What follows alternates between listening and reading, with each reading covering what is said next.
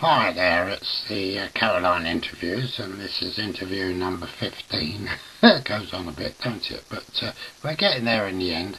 It all makes interesting reading for the future. It's part of history. So Radio SUTCH 1964, Dale Richardson, Colin talking about Radio SUTCH. There we go, don't you just know it there? Of course, whoops, let me just turn all this down. I'm over bleeping. Right, tell us about, again, getting back to Radio SUTCH on those gun towers. And wasn't there a fire at one stage? There was a fire, a dreadful fire. Yeah, Reg had gone away back to Clifton Hall to do his bed and breakfast thing. You know, he used to bed and breakfast to groups there. Yes. And the Yellow Brick Road, Dorothy, she used to do all the cooking. And he'd gone. And he said to me, he said, can you do this with these batteries and these generators? And, you know, I'm not very good, you know. I wasn't very good in those days. I mean, I'm no good with car engines. You put the key in, you turn them, and you drive it from A to B, don't you? Yeah, so, yeah. But I said, I'll do me, but show me what you want done, I said, and I'll try and do it. So anyway, he said, well, you do this, and you do that, and what he was telling me was, the generators charge the batteries up, and then the power's used from the batteries in to work all the gubbins. So I went, right, got it, Rich, no problem. So he shoots off on the Friday night, and all day Saturday everything was wonderful. It's all going great. I'm upstairs playing records, doing my bit, you know, spieling and all the rest of it. All of a sudden, Brian Paul, he shouts, we're on fire! And I went, how can you possibly be on fire? It's made of concrete and clay, I said. He said, no, he said, it's terrible down here, it's all alight.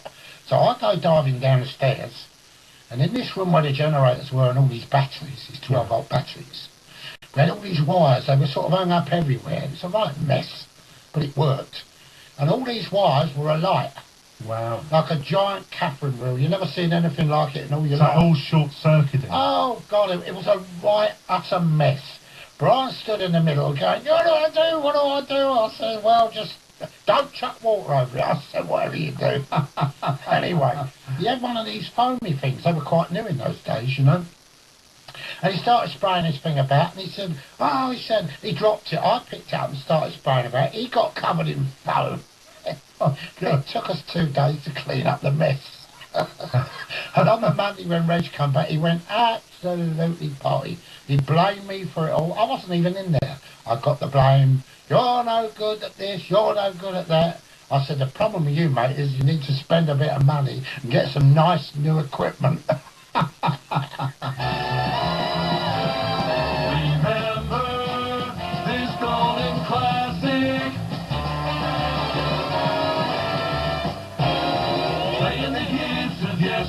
Just for you.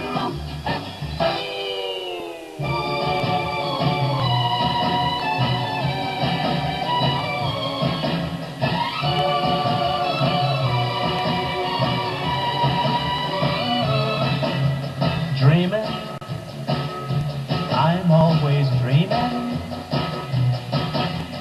Dreaming, love will be mine.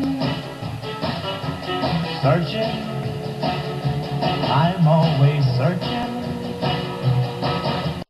hoping someday I'll find someone to love me, someone who needs me. But until then, well, I'll keep on dreaming. Don't forget, next year will be 50 years since we formed Radio SUTCH on the gun towers on Shivering Sands in the Thames Estuary in England. And I'm going back there on the anniversary, the 50th year. I'm going to sail out there in a boat, going to have a good old look round, take a few photographs, drag a reporter or two along with me, and a couple of birds. And then we'll see what we can do with it. That will be 50 years next year. Radio SUTCH from 1964. Love will be mine. Searching, I'm always searching, hoping someday I'll find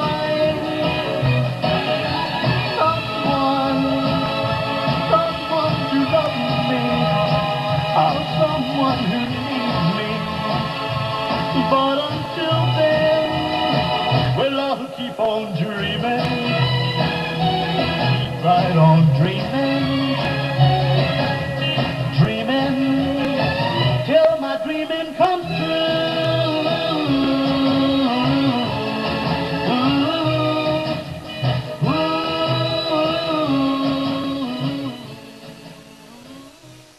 There we go, Johnny Burnett there, and Dreaming, of course, another favourite of Colin's this evening. Ray Bishop says, hi Del, this is Raving Ray from Leicester, back in touch.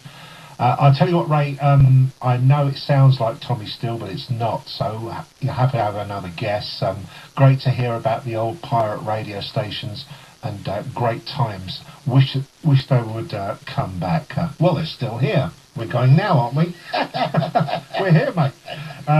Ralph Schalvector in Germany has got the competition right, so Vigate, nice to hear from you tonight, Ralph.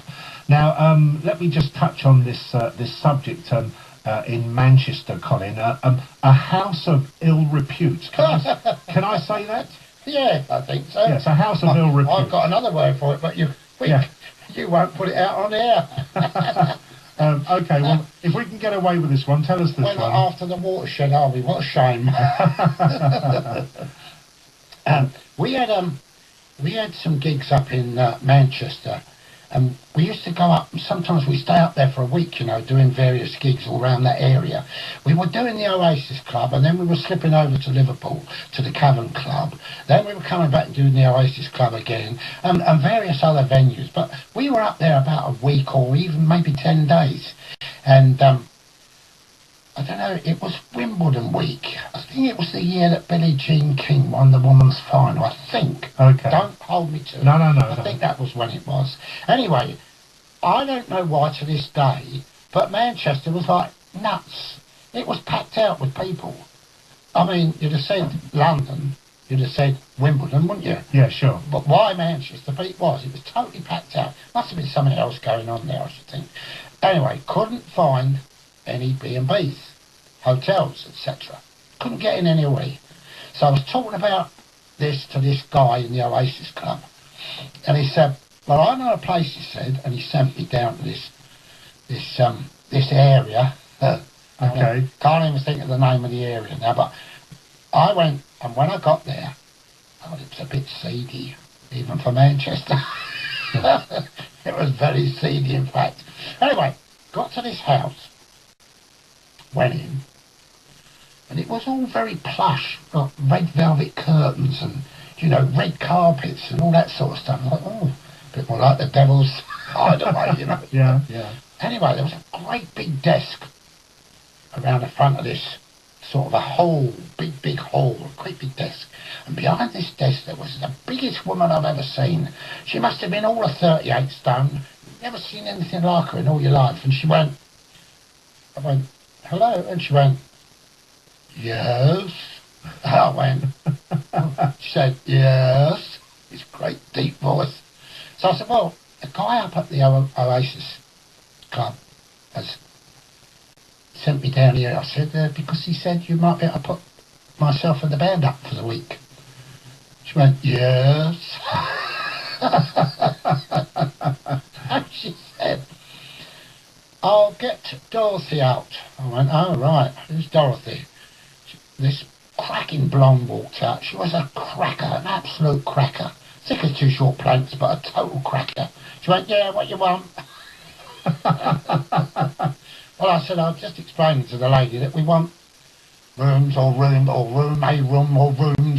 for the week. So she said, yes, I'll take you up and show you, she said. So upstairs we go and have a look at 2 or 3 rooms. Nice, fair enough, nothing wrong with them, fine. Okay, I said, well, take those, you know. Yeah. So when we finished the gig that night, the guys said, where are we going? What's going on there? Well, you know what musicians are like, don't you? Sure. And I mean, if they're not jamming, they don't do much else, do they? Jam and moan. Anyway, I said, it's all settled, lads. There's no problem. Got a place for us. Got it for the week. We're off there now. So get to this seedy building in this seedy area.